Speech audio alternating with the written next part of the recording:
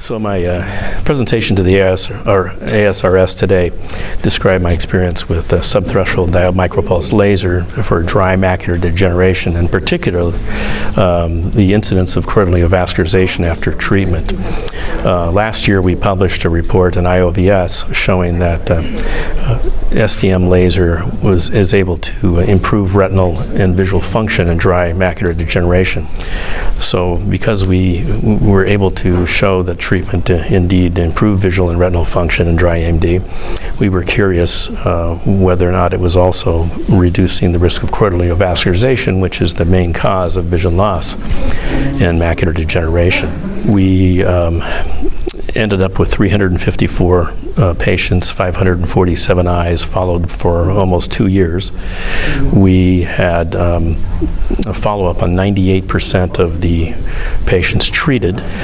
What we found was that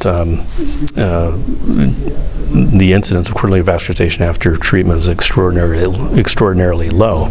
Now this is particularly interesting in that the risk profile of this group was, I believe, the highest ever noted in a study. What we have here in this group of patients, in my practice, which can't necessarily be generalized to anyone else, is the near elimination of the risk of choroidal neovascularization in dry AMD.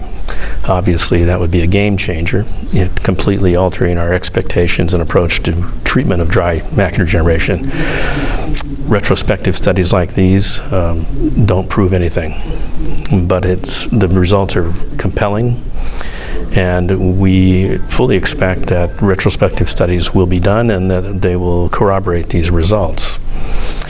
That will have very far-reaching implications in many ways to how we manage patients with dry AMD and other diseases, because our management of these patients was led and the results predicted by our understanding of the mechanism of action of treatment, which we